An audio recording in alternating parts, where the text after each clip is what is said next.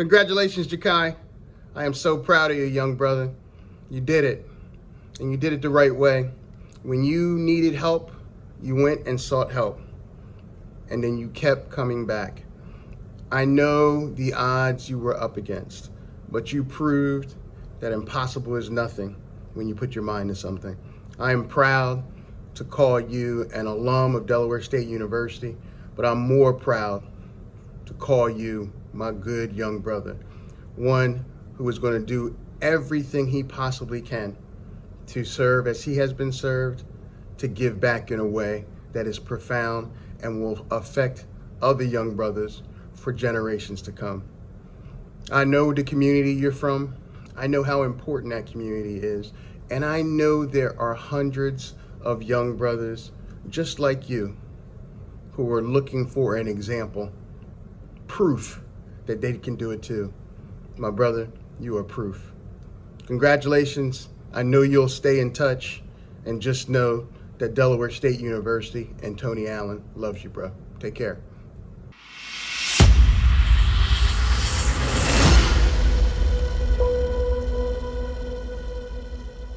Good afternoon and welcome back to Reach Riverside Lunch and Learn. My name is Logan Herring. I am the CEO of the work group, The Warehouse, Reach Riverside, and Kingswood Community Center. Today we have three special guests: Rhodes, Executive Director of the Christina Cultural Arts Center and Kingswood Community Center Board Chair. We also have Markevis Gideon, founder of NERDiT Now and board member of the Warehouse. And we have Jaki Bland, 2020 graduate of Delaware State University. Good afternoon, gentlemen. Welcome to the show. Thanks for having us, Logan. So there's a common thread between the three of you that I think the audience should know right away. And that is that all of you either were a Riverside resident or still are a Riverside resident, amongst all of the other things that you do to support our resources and organizations within the community of Riverside. So Rhodes, I want to start with you. Just take us back down a trip down memory lane and talk about your experiences growing up in Riverside, whether it's Kingswood Community Center, the community in general, and just explain to us a little bit about what Riverside was like back then. Yeah, thank you, Logan. So I grew up in a Riverside housing project during probably one of the most pivotal, if not the most pivotal year of our history. And that was 1968, during the riots when Dr. King was assassinated. At the time Dr. King was assassinated, my sister and I, we were actually in Kingswood in the aftercare program waiting for my mother or my grandmother to pick us up. And it was always an indigenous community, tight-knit. We didn't look at it like we lived in the projects, even though we knew we did. My mother taught us how to take care of our things, our belongings. She taught us to treat that house like it was a castle, which we did. So we learned work ethic early. And just being at Kingswood, just the instructors that we had there, the administrators that we had there were always teaching us about what was going on around us. So we learned not only what happened to Dr. King, the magnitude of it, but we also learned the economics of it, the social aspects of it, among the likes of how to integrate into being acclimated into society with these kind of things going on. Thank you, Ray. Thank you for that account of your history, your personal history, and we're going to get more into that as we go along. So we're going to move to what I feel is like the second of three generations that we have here today from the Riverside neighborhood. So Markevis, you talk about your experiences growing up in Riverside and Kingswood Community Center. So growing up in Riverside for me it was very pivotal in my life. Like I remember being a younger kid, growing up, running up and down the streets, and I remember back then how it was very family intimate. Like everybody was very close knit, and we were there for each other, even though the rest of the society or the rest of the other communities really didn't see Riverside for what they see it as today. And it was a beautiful thing. I remember like learning how to ride a bike up in Riverside, and then going straight from there over to Kingswood when we had the twin poets showing us like these are things you need to focus on in life. Like I know what you see today, that don't have to be there for you to, like you can go beyond and then come back to your community to make sure that everybody has that better opportunity to find success in life. And it's just had such an impression on my life going back, so much so that I want to make sure that any way I move going forward, I could come back and share my success with the Kingswood communities, the Riverside community, so that those kids can then go off and have expand that trajectory in life. Thank you, Markevis, and thank you for all you do for our community. And we'll get into that as well as we move forward. So Jaki, being the youngest generation, and first of all, congratulations, man. I mean, 2020 graduate from Delaware State University, that's a big deal. How do you feel right now? I feel great, given the circumstances. I'm grateful. Excellent. So talk about your experience. I know you've been living in the neighborhood for over a decade now. What has it been like growing up in Riverside, being a part of Kingswood Community Center, and then transitioning to college to really take on the world and, one of the most prestigious, I would say, institutions of higher education, definitely in the state, but in the region with Delaware State University. I know I'm asking you a lot right now, but I feel like you represent our future, and we're really looking at you to carry this torch. So please speak to what it was growing up in Riverside and then being able to transition into college and now into, I guess, what they call the real world. One, I want to thank you for having me on today. I appreciate you guys. To answer the first question, growing up in Riverside, honestly, for me, it was a mix. It was bittersweet. One, because bitter, it's hard growing up here. A lot of people won't survive this environment, and I see it every day how a lot of people don't survive this environment. At the same time, I tell people also, you want to see some of the strongest people in America, you can go to any housing project in any state, and you'll find some of the hardest, most determined, persevering people in history, because we make do with the little bit that we have, which is really next to nothing. With school, with my family, for instance, college was never something that was preached. It was graduate high school, you can do what you want. And I realized at an early age that I wanted to make a difference in the world somehow. I didn't know how exactly, but I'm finding my way. And I knew that college would be a stepping stone to whatever direction I wanted to take in life. So I decided to attend the only HBCU in the state, top 3 in the country, with Delaware State University. And it was the greatest decision I ever made. Excellent. Wow, man, you're giving me goosebumps right now. I'm so proud just to have you on set with us right now and to be able to give you the platform to share that story. And I get that a lot from people that have lived in Riverside, that people that live in Riverside, that have been a part of this community, that they are built for anything the world might throw at them in the future. And we are definitely in difficult times right now. And I think that, Riverside is built for this, but we want to make sure that everybody comes out of this even better than, they came into this situation. So I'm going to go back to you, Mr. Rhodes, as a board chair of Kingswood Community Center. First, did you ever think that you would become the board chair of a community center where you actually grew up? You spent, some of your most formidable years at Kingswood. I did not. And again, as we grow up, people always ask us, what do you want to do when you grow up?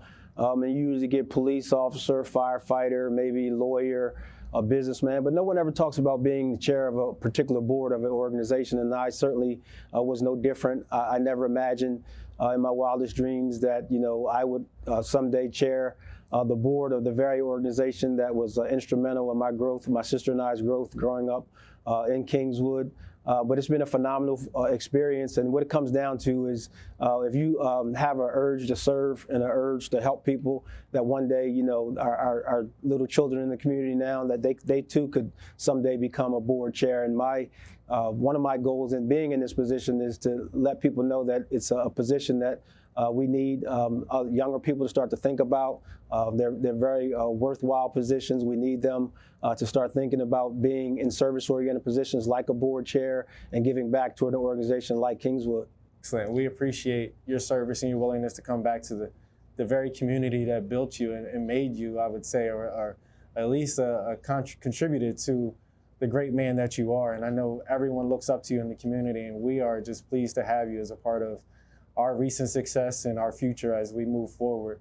So Markevis, you are a worldwide star, and I don't say that in jest. You have been featured on one of the most household shows that I think everybody watches or has watched at some point in time, and that is Shark Tank. So tell us about that experience, because I know I was tuned in. I was at your viewing party at the Mill. Tell us what it's been like since you appeared on Shark Tank, and then also what you have done to support the community here in Riverside using that platform. See, when people see myself or the company NERDiT now, what they see is Shark Tank, Shark Tank, Shark Tank, and it's a blessing indeed. But we've been able to use that to leverage everything else that we want to do. For what people don't see is that 8-year-old kid, that 12-year-old kid, that 6-year-old kid growing up in the Riverside area, going to the Kingswood Community Center, one with minimum resources. See, the way I speak about Riverside today is completely different than I spoke about it 20 years ago. 20 years ago, you're a little ashamed. You're like, yeah, I grew up in the projects because all the other kids in school are talking about you. But then when you see other people that came before you coming back and pouring into your community, it gives you the sense of pride to want to do the same.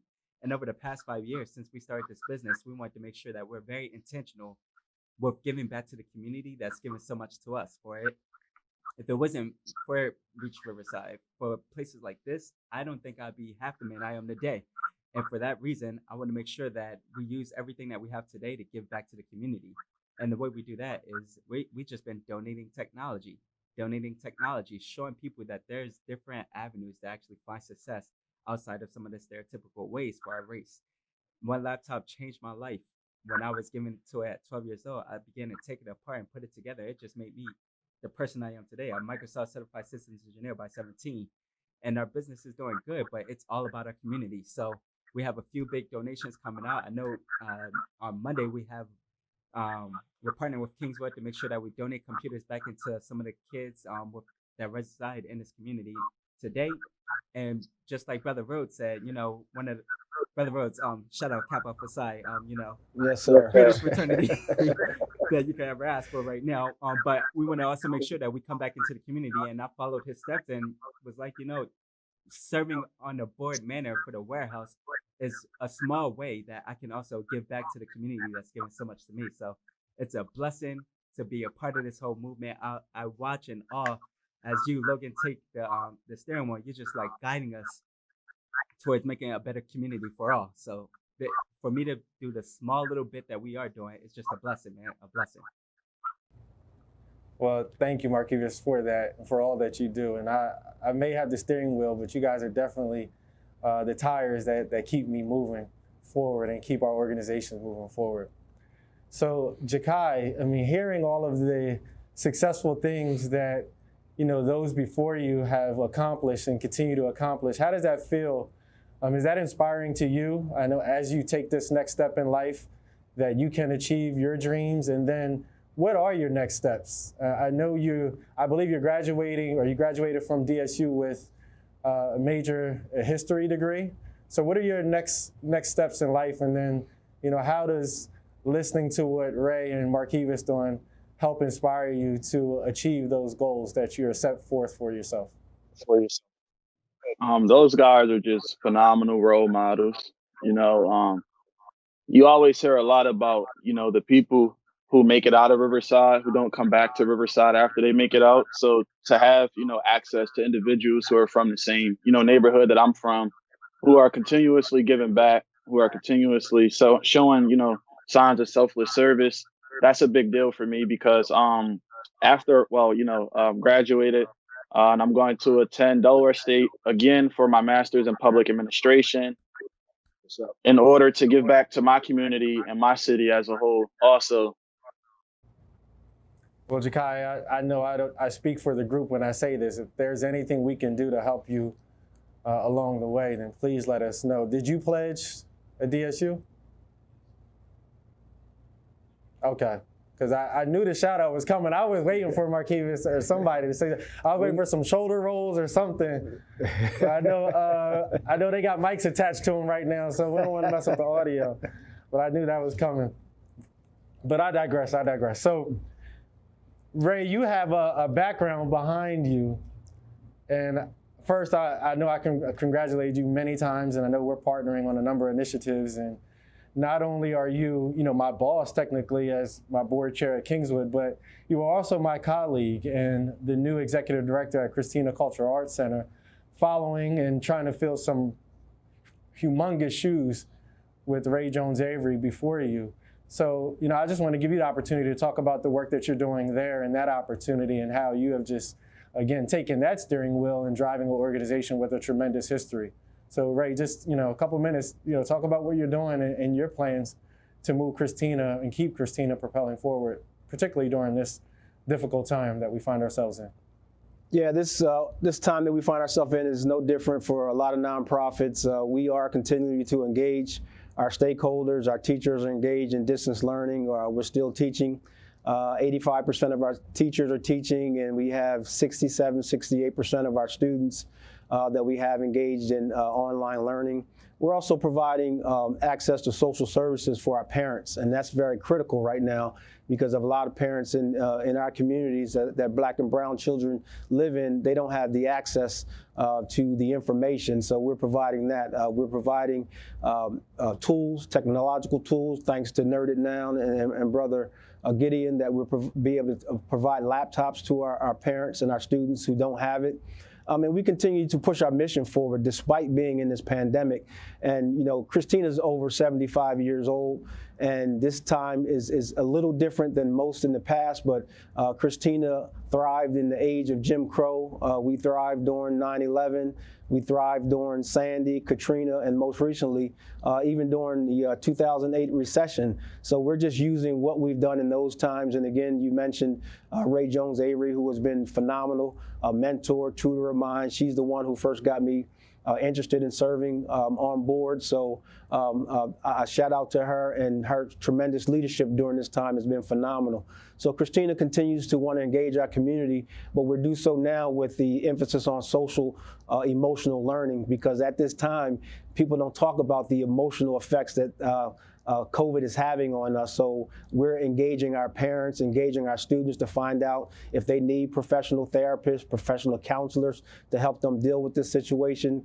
And at the end of the day, Christina continues to be a social icon in our community, because despite just teaching the arts and music, we are addressing those social issues that are running rampant in our community. For instance, we're teaching our students that it's okay to shoot cameras and not guns. It's okay to act out on stages and not in the classroom. And it's okay to beat on drums and not on each other, in particular, our young women. So all the social issues that are running rampant in our community, we're using those in our center to be able to teach our students other alternatives. I know we all appreciate the fact that you do have the helm there at Christina Cultural Arts Center. And, the arts are one of those things that are being pushed to the side nationally with funding and resources that are lacking in those areas. So again, if there's anything we can do to continue to partner, collaborate, or, push some resources your way, we will not hesitate. And I thank you for your continued service at Christina, at Kingswood, and beyond. And interestingly enough, Kingswood and Christina Cultural Arts Center were founded in the very same year, I believe was 1946. So there's a parallel history there, and I appreciate your service to both. That's right. Thank you. Markevis, I want to come back to you and really talk about what spurred you to found NERDiT now, and talk about the history there. And I believe there's a connection to Kingswood and maybe some personal stories that you have. And then talk about when you founded NERDiT Now and what NERDiT Now actually does for those at home that don't know. So I kind of alluded to it a little bit earlier, but it really began when I was 12 years old, growing up in an underserved community, Riverside, to families who didn't graduate from high school, and things were just being imposed on my life that I didn't believe was going to be my fate. They told me how going to college probably wouldn't be within my reach, how leaving the tri-state area wouldn't really be within my space, let alone starting my own business. And I took that and I processed it. You're right, I won't go to college for 1 degree, I'm gonna graduate with 2. You're right, I'm not gonna just leave the Riverside, Wilmington area. I'm gonna live in China for 5 years, all the while opening up my own business.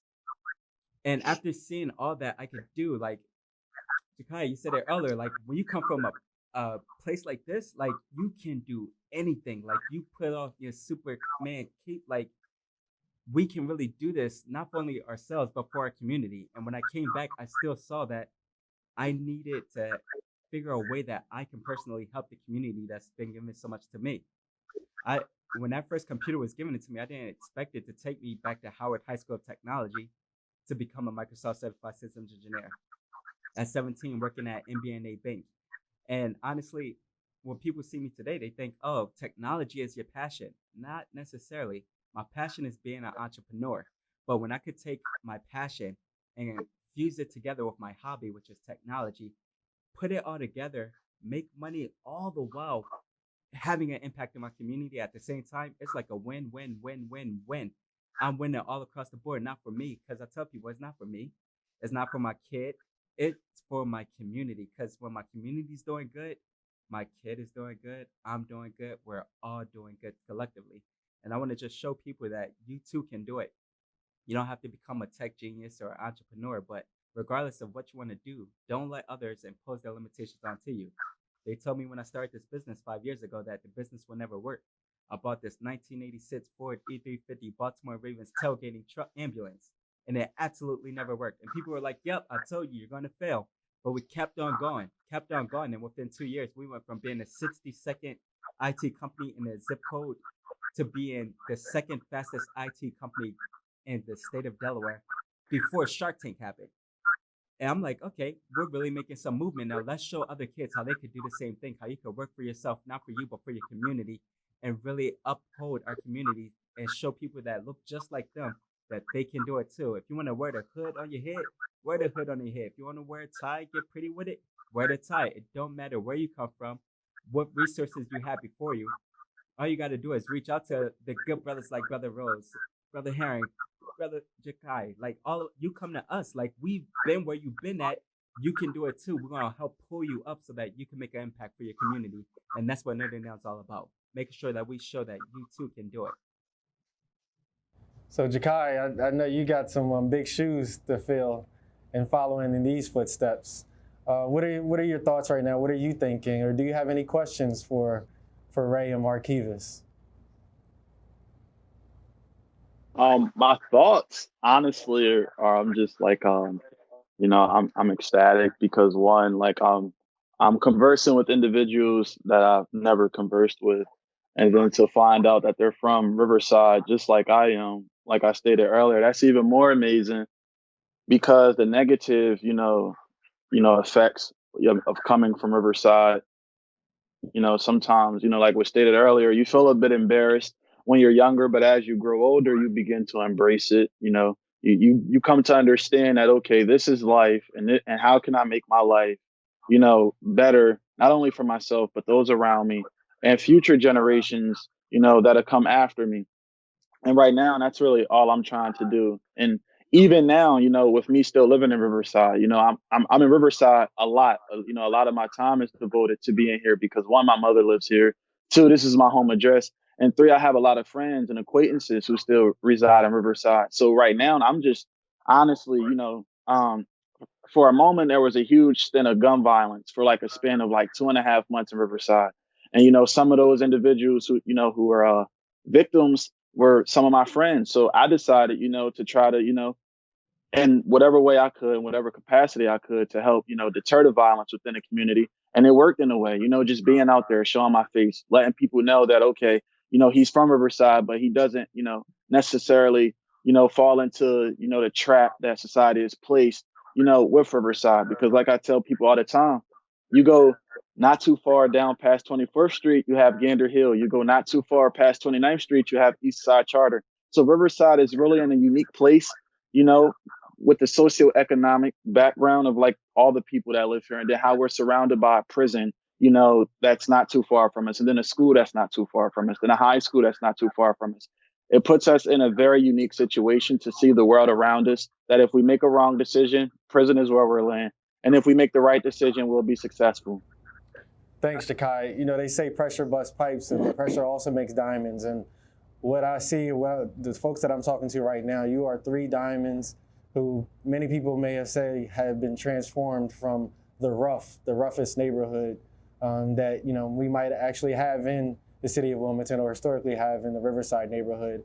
And just being able to talk to all three of you, being able to connect all three of you, this is just a phenomenal opportunity. And I feel happy to be a part of this conversation, and knowing, Jaki, that this is the first time you've talked to Ray and Markevis, and knowing that you have this connection. And definitely after this show goes off, we'll make sure to connect, all three of you, so you have someone to lean on and talk to and relate to as you enter into this workforce in this real world, as the young man that you are and are becoming, in a sense. So we have about a minute left.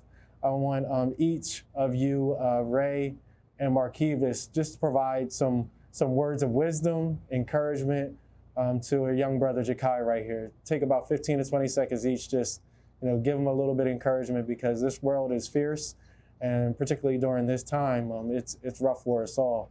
And I know that he's prepared for this, but anything that we can add and a little bit of encouragement wouldn't hurt.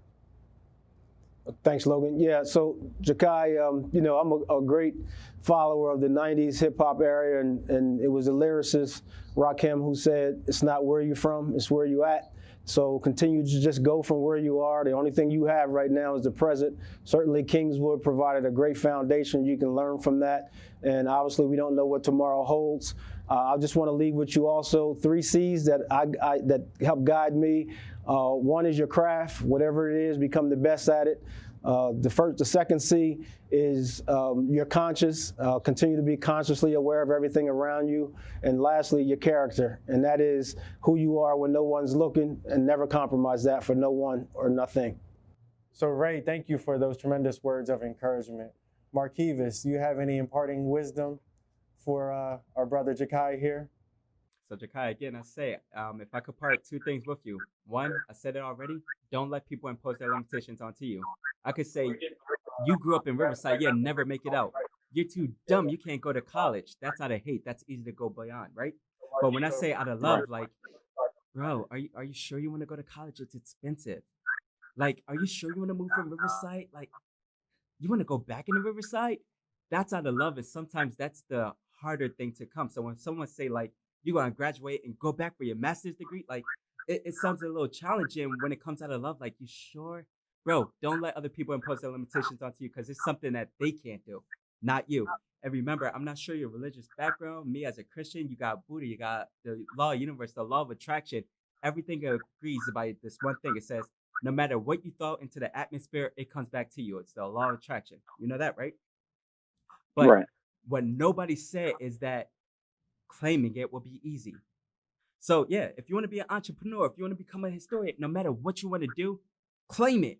It just won't be easy. It's not going to happen on your timeline, but it will happen.